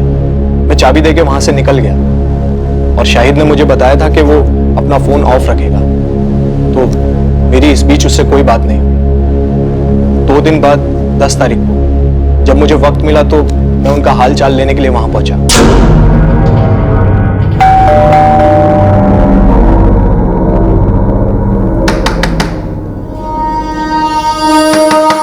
जब काफी देर तक दरवाजा पीटने के बाद भी उन्होंने कोई जवाब नहीं दिया, तो मुझे थोड़ा अजीब लगा। मेरे पास फ्लैट की डुप्लीकेट चाबी थी, जिससे मैंने फाइनली दरवाजा खोला।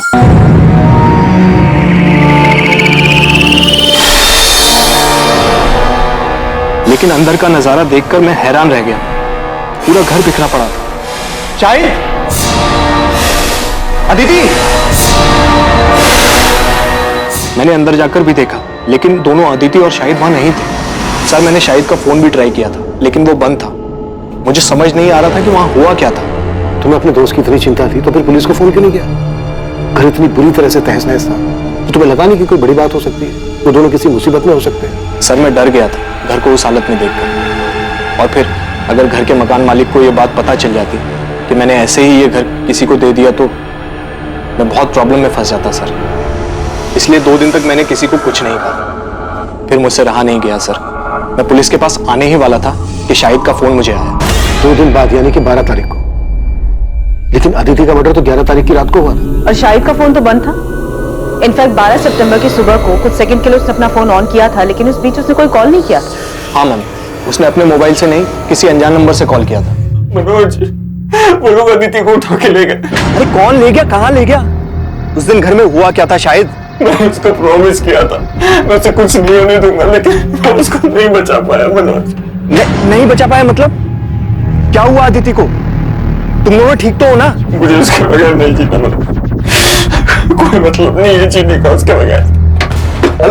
Hello Shahid, hello sir. मैंने फिर से उस नंबर पे कॉल किया तो पता चला वो नोएडा के किसी पीसीयू का नंबर है। मैं बहुत डर गया था सर, मुझे कुछ समझ नहीं आ रहा था। मैंने तो दोस्ती यारी में उसकी मदद की थी, पर इस झमेले में और नहीं फंसना चाहता था, इसीलिए मैंने किसी को कुछ नहीं बताया। अच्छा, शाहिद ने जब उस दिन तुम्हें फोन किया और कहा कि कुछ लोग अदिति को उठाकर ले गए, क्या लगता है तुम्हें शाहिद किसकी बात कर रहा है? पता नहीं सर, उसे किसी का नाम तो नहीं बताया, पर हाँ उसने एक बार बताया था कि अदिति के घर वाले काफी रूढ़िवादी किस्म के लोग थे। मुझे पता नहीं, पर उस दिन शाहिद से बात करके मुझे सबसे पहला ख्याल अदिति के घर वालों का आया। पूरी संभावना थी कि अदिति की तरह शाहिद को भी मार दिया गया था। शायद वो आरोपी नहीं बल्कि पीड़ित था। ये केस अब ऑनर किलिंग का नजर आने लगा था। पर अब सवाल यह था कि ये घिनौना खेल किसके परिवार द्वारा रचा गया था, अदिति या फिर शाहिद? असम के कॉल रिकॉर्ड्स आ गए?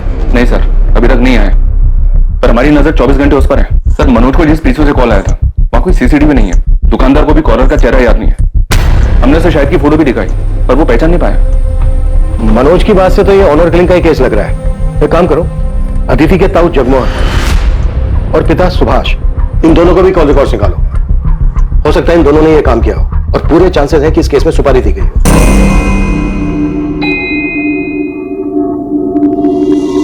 कहीं जा रही हो?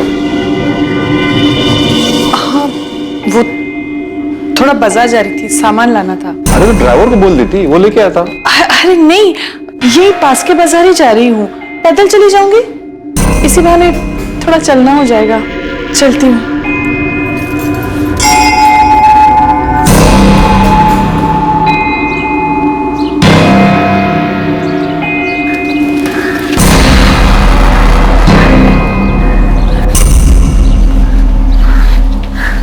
सोनाली, माँ,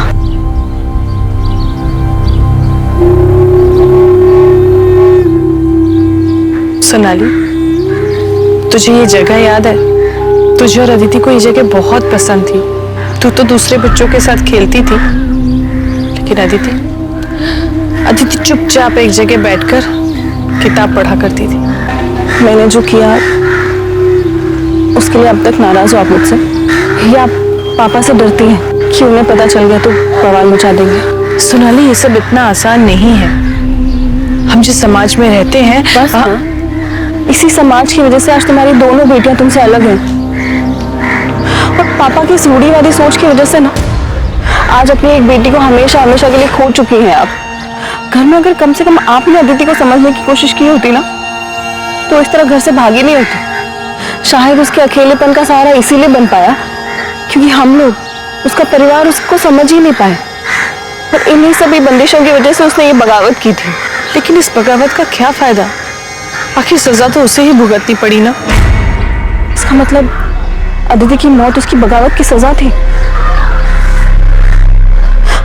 माँ, मुझे सच सच बताओ, क्या अदिति को मरवाने में पापा का हाथ था? मुझे नहीं पता सोनाली, और सच पूछो तो मैं जानना भी नहीं चाहती। इसका क्या मतलब है माँ? आप कुछ जानती हैं? अदिति की मौत के बारे में आप कुछ जानती हैं?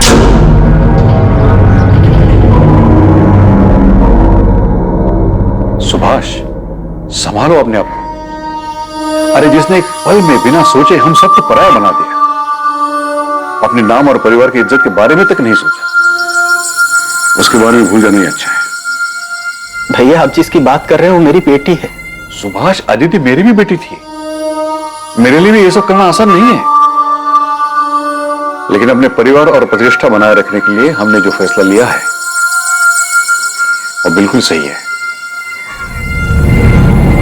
जब से अदिति की लाश देखी है, तब से घूम फिर कर ये बात मेरे मन में आके अटक जाती है। फिर लगता है कि नहीं, वो ऐसा कुछ नहीं कर सकते, लेकिन उनकी बातें याद आ जाती हैं, और फिर लगता है कि इन सब के पीछे इन्हीं का हाथ है।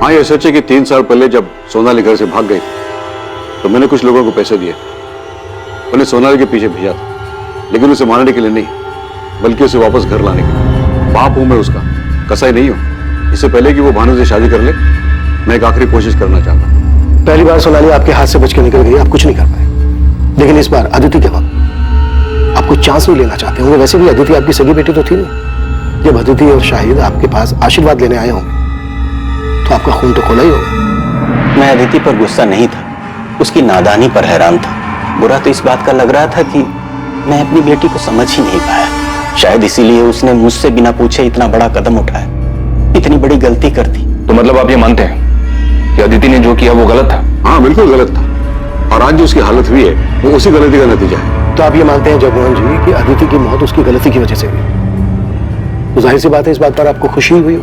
ये कैसा बेहुदा सवाल है इंस्पेक्टर?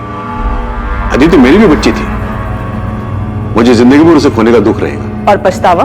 हाँ, वो भी है कि मैं अपनी बेटी को समझ नहीं पाया। बाप होने के बावजूद अपनी बेटी को बचा नहीं सका। भैया का तो नहीं जानता, पर मैं अपनी बेटी को कभी कोई नुकसान नहीं पहुंचाऊंगा। हर मुजरिम शुरुआत में अक्सर यही राग अलापता है जगमोहन जी। ठीक है, इसके आगे मैं कुछ नहीं बोलूंगा। आप जो सोच रहे हैं उसे साबित करके दिखाइए।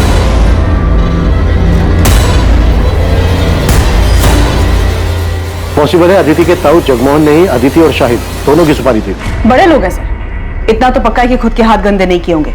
जिसे सोनाली के वक्त गुंडे भेजे थे, शायद इस बार भी किसी को सुपारी दी हो। खबरी नेटवर्क को एक्टिव करते हैं। नोएडा और कानपुर, इन दोनों जगह के हिस्ट्री शीटर्स को स्कैन करने के लिए बोलते हैं। अगर इन दोनों में से किसी भी जगह से सुपारी निकली होगी तो पता चल जाएगा।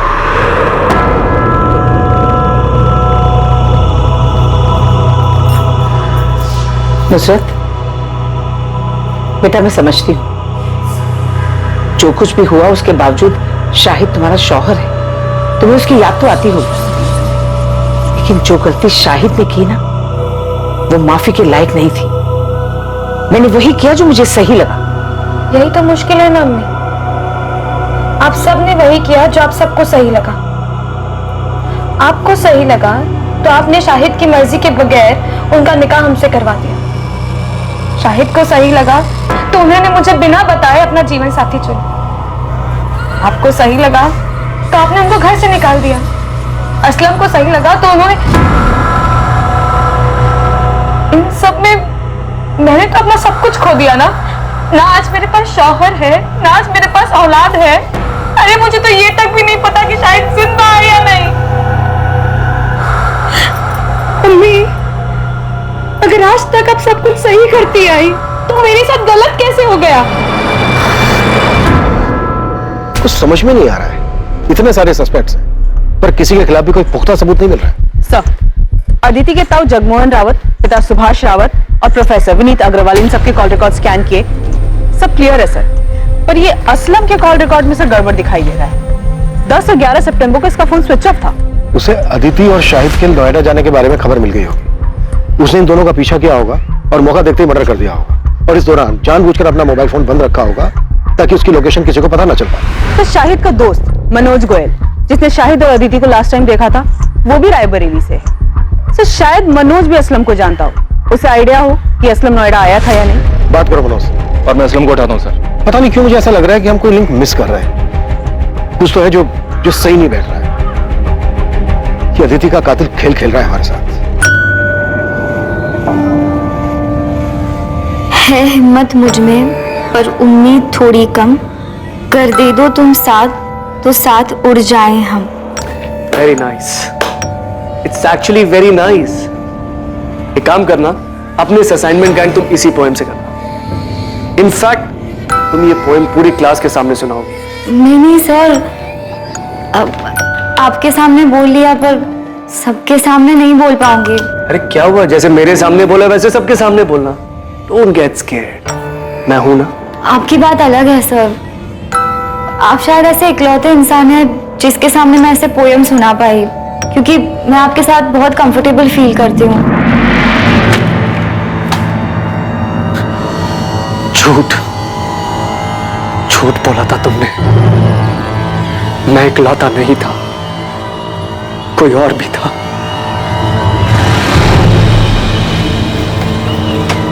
आ गया? जमानत मिली या जेल की दीवार फांद के आया है? ताना मारने की जरूरत नहीं है, पता है मुझे। पुलिस को आप ही ने चुगली की होगी। आपको लगता है अदिति और शाहिद को मैंने मारा? मुझे किसी को चुगली करने की जरूरत नहीं बच्चे, लेकिन हाँ, अगर मुझे पता चला कि तूने मेरे शाहिद के साथ कुछ किया है तो मैं पुलिस के पास जरूर जाऊंगी, लेकिन तुझे मारने के बाद। हाँ मैडम, शाहिद के साले का नाम असलम है, पर मुझे ये नहीं पता कि असलम शाहिद से गुस्सा था या नहीं। मैं उससे कभी नहीं मिला। और कुछ पता है असलम के बारे में कि 10 और 11 तारीख को वो नोएडा में था या नहीं था? पता नहीं मैडम, पर असलम ने कुछ किया क्या? शाहिद के बारे में कुछ पता चला कि वो कहाँ है? मैम वो मिल तो जाएगा ना? मैम कभी कभी लगता है कि अदिति की तरह कहीं वो भी। मनोज, अभी इस बारे में कुछ पता नहीं चल पाया, लेकिन अगर तुम्हें कुछ पता चलता है या कुछ याद आता है तो हमें फौरन बता। जी मैम।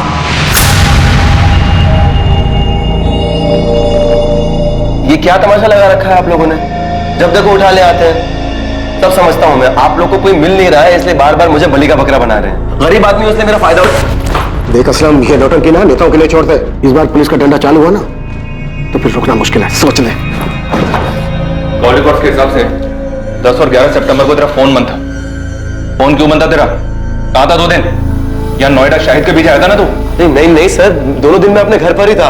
मेरा फोन खराब हो गया था इसलिए बंद था, और मैं बीमार था इसलिए फोन ठीक करवाने बाहर नहीं जा पाया। इन 2 दिन में तेरे साथ था कोई? ये तो इस बात को कंफर्म कर सके? ये इत्तेफाक नहीं हो सकता असलम कि जिस रात अदिति का मर्डर हुआ उस रात तेरा फोन भी खराब था।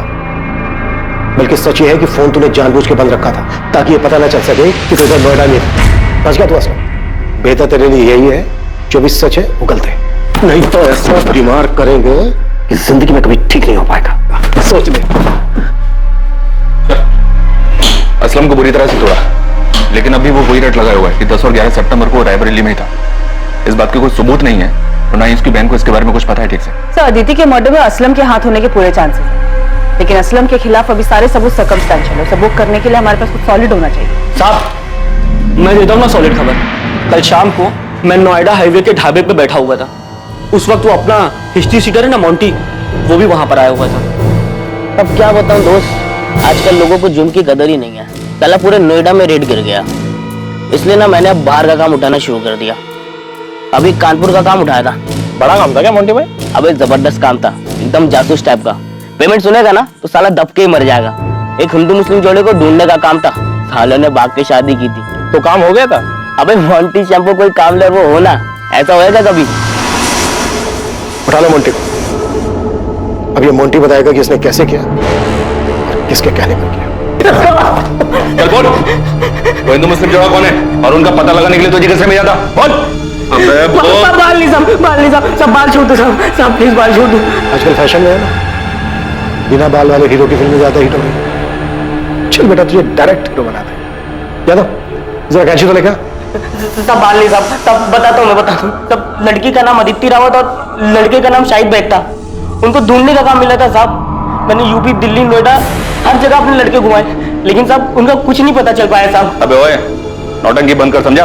अभी सच सच बोल, शाहिद की लाश कहाँ है और उनके लिए सुपारी किसने दी? जगमोहन रावत ने या असलम ने?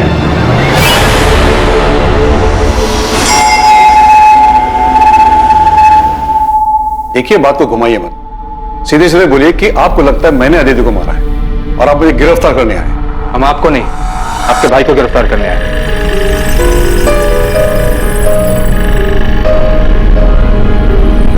सुभाष को क्या किया इसने? वो तो यही बेहतर बता पाएंगे। मोंटी को नोएडा पुलिस ने गिरफ्तार कर लिया है, उसने तुम्हारा नाम लिया।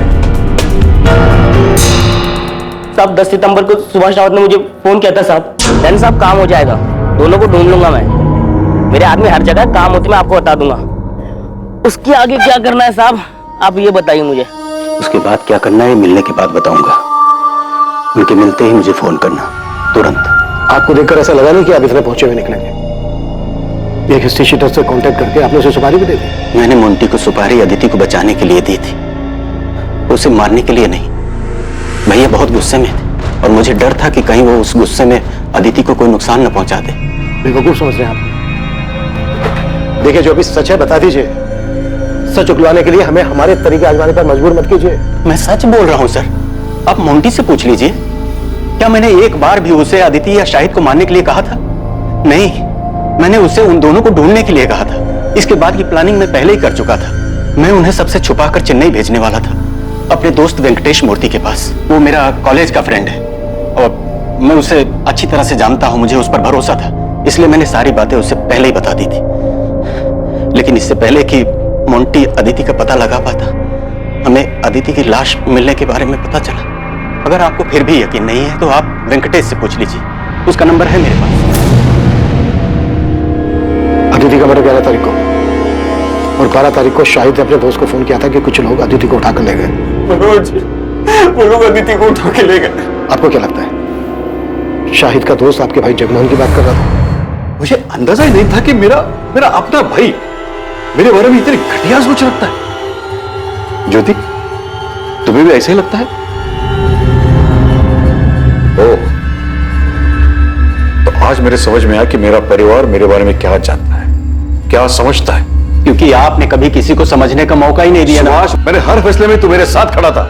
मैंने कभी कोई फैसला अकेले में नहीं लिया है। हम लोग भाई है सुभाष, हमारी परवरिश, हमारी सोच एक सी है। अदिति के देर से घर आने से लेकर उसके जीन्स पहनने, लड़कों के साथ बात करने, पढ़ाई के लिए बाहर जाने तक तुझे भी हर बात खटेती थी जितनी कि मुझे। और अगर ऐसा नहीं था तो तूने मुझे टोका क्यों नहीं? क्योंकि तू भी वही चाहता था। फर्क सिर्फ इतना है कि तूने हर बार बंदूक मेरे कंधे पर रखकर चलाई। अदिति और शाहिद की शादी से तुझे भी उतना ही बुरा लगा था जितना कि मुझे। क्या पता तूने मोंटी को उन्हें बचाने के लिए भेजा था या मारने के लिए। आप कह रहे हो कि मैं खुद अपनी बेटी को मरवाऊंगा? अच्छा, अपनी बेटी? आज जब तेरी अपनी बेटी की बात आई तो तूने बिना सोचे समझे मुझ पर उंगली उठा दी। सुभाष, एक ही सिक्के के दो पहलू है हम। फर्क सिर्फ इतना है कि हमारे चेहरे अलग अलग हैं।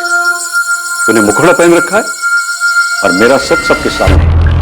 जब शक दिलों में घर कर जाता है तो रिश्तों में भी दरारें पड़ने लगती हैं। और यहां भी ऐसा ही हो रहा था। सभी एक दूसरे पर शक कर रहे थे, आरोप लगा रहे थे, लेकिन दावे के साथ किसी के पास भी कहने के लिए कुछ नहीं। आखिरकार पुलिस को एक ठोस सुराग मिलने वाला था। कातिल के चेहरे पर से मुखौटा उतरने वाला था।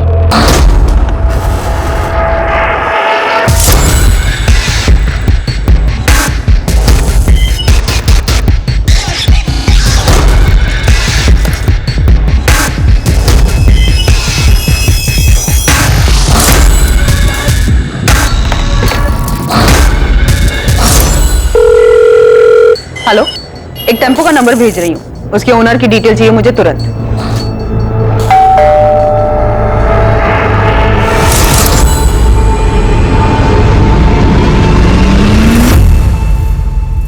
मैं जानता हूं तुम्हारी मां तुमसे छुप कर मिलती है। तुम्हारे लिए अच्छा ही होगा तुम हमारे परिवार से दूर रहो और ये बात दोबारा मुझे दोहरानी न पड़े। छूट क्या रहा है उसे? असलम भी कुछ नहीं बोल रहा है, उसके खिलाफ भी कुछ नहीं मिल रहा है, बाकी सबके कॉल रिकॉर्ड्स भी क्लीन है। चोरी किए गए गहनों के बारे में भी अभी तक कोई इंफॉर्मेशन नहीं मिली था। तकरीबन 15 लाख के थे। पक्का कातिल के पास ही होंगे, क्योंकि अगर उसने गहने बेचने की कोशिश की होती तो नोएडा, कानपुर या रायबरेली के किसी ज्वेलरी शॉप से ऐसी कोई खबर सामने आ ही जाती। 12 सितंबर की सुबह 2:54 पे ये टेम्पो चिवारी गांव की तरफ मुड़ा था। उस रात भर में ये अकेला व्हीकल है जो 1 बजे के बाद उस रास्ते से गुजरा था। तो मुझे पूरा यकीन है अदिति को इसी टेम्पो में ले जाया गया होगा। और सबसे बड़ी बात, इस टेम्पो के ड्राइवर ने बताया कि उसके मालिक ने अचानक से उस रात फोन करके ये टेम्पो मंगवाया था। इसका मालिक का नाम?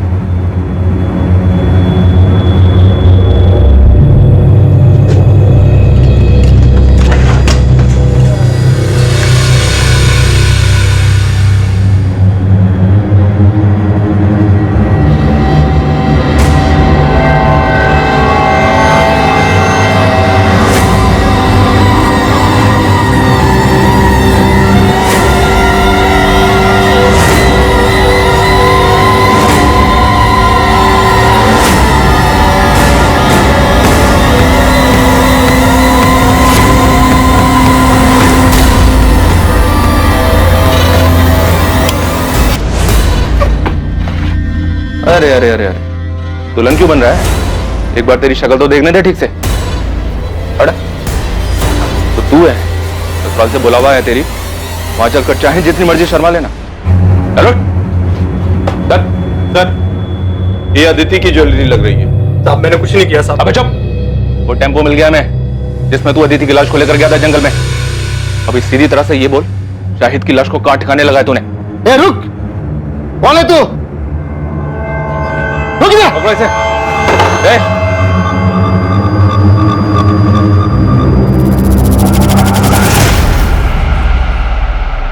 शाहिद देख, ये जब से आया तब से इसने मुझे एक बार भी गहने छूने तक नहीं दिए। आज जब ये खाना लेने बाहर गया तो मैंने सोचा 2-4 गहने निकाल ले। मेरे साथ गद्दारी कर रहा था। इतना गिरा हुआ इंसान है। बंद करिए नौटंकी। और ये कैसी प्रेम कहानी है? जिसमें लैला मर गई और मजनू अभी तक जिंदा है और उसके गहने दबाकर बैठा है। ऐसा मत कहिए सर, सच्चा प्यार कर देते हम दोनों, निकाह भी किया था हमने, सबकी सहमति से नया घर बसाना चाहते थे, लेकिन ऐसा हुआ नहीं तो तुम अदिति को लेकर यहाँ नोएडा मनोज के घर ले आए। और सर हम इसके दिए हुए घर में खुश थे।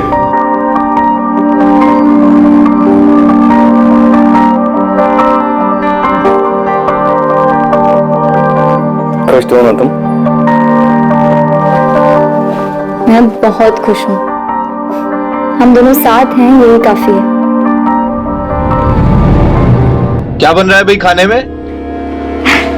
मैं बस रोटियां बना रही हूँ, आप दोनों खाने बैठ जाइए। खुश तो हो ना तुम दोनों यहाँ? हाँ यार, तेरी वजह से कम हम दोनों के सर के ऊपर छत तो है, वरना पता नहीं हम दोनों कहाँ कहाँ भटकते रहते हैं। मैं प्लेट्स लगाता हूँ।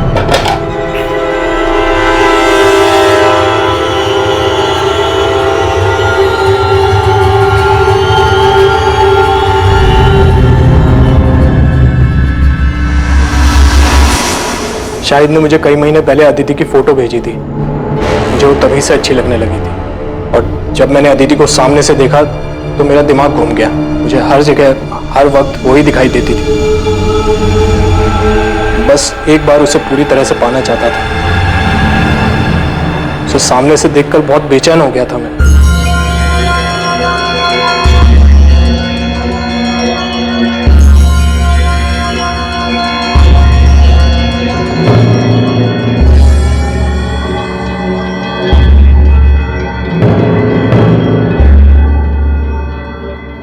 मनोज भैया, शाहिद बस 5 मिनट में नहाकर आएगा, तब तक आप चाय पीजिए।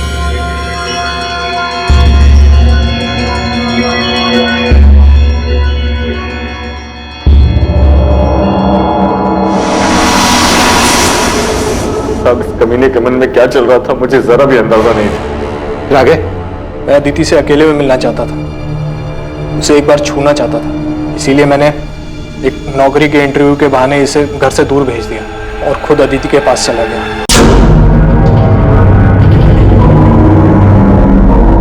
हो गया अदिति? हाँ, बस 2 मिनट।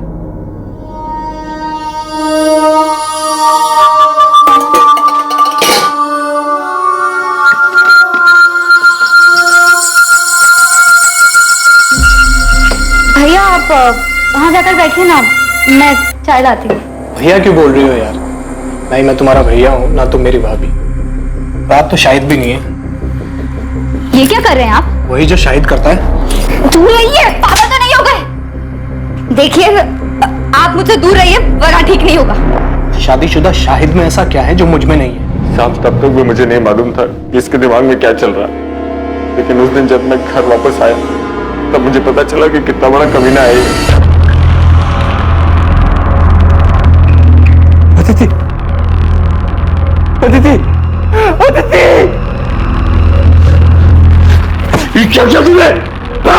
शाहिद शांत हो जा भाई, देख गलती हो गई यार, बहक गया था। बहक गया था? चल मेरी बीवी थी वो, प्यार करता था मैं उससे। छोड़ूंगा नहीं तुझे। शाहिद चल, बोला ना यार गलती हो गई। दिमाग शांत रख और मेरी बात ध्यान से सुन। देख, रोग आकर अगर तूने ये ड्रामा किया ना तो देख हम दोनों फंसेंगे और मैं बोल दूंगा कि इस कत्ल में तू भी शामिल है और अदिति के घर वाले तुरंत मान जाएंगे। इसलिए हमारे लिए अच्छा यही होगा कि इस मामले को यहीं दबा दें। तुझे क्या लगता है तेरे बहकावे में मैं आ जाऊंगा? तेरा सच में दिमाग खराब हो गया है? देख देख शाहिद भाई, मेरी बात सुन यार, हम सालों पुराने दोस्त हैं यार। एक लड़की के चक्कर में अपनी दोस्ती खराब करेगा? अरे ये तो गई, वापस नहीं आएगी। इसके जैसी हजारों लड़कियां तुझे मिलेंगी। तुझे नई जिंदगी शुरू करनी थी ना, रायबरेली से बाहर निकलना था। मैं भी तेरे साथ चलूंगा, मेरे पास पूरा प्लान है और हमारे पास इसके गहने भी हैं यार। हम दोनों की लाइफ सेट हो जाएगी। समझ रहा है मेरी बात?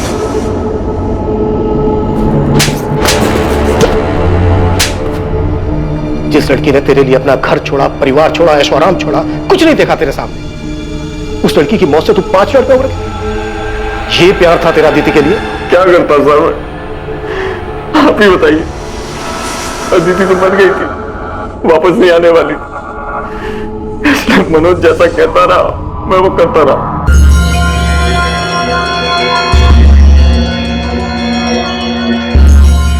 शायद देख, इस काम को हमें बहुत संभाल कर और आराम से करना होगा, समझा?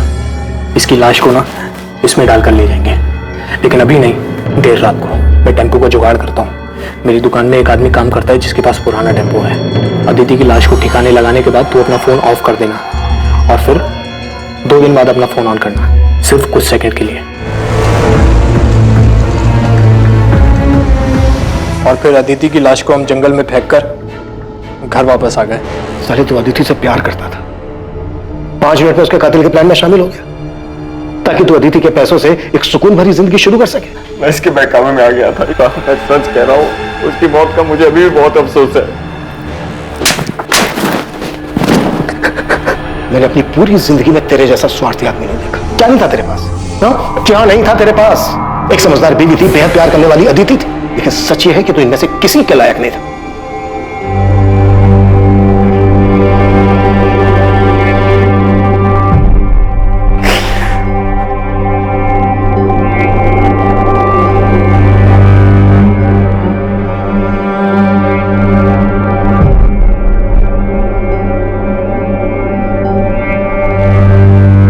तमन्ना उड़ जाऊं नीले गगन में, पर कैसे उड़ूं, बंदिशें हैं इन परों में। है कांटों की दीवार रोके मुझे, ये प्रतिष्ठा की परछाई टोके मुझे।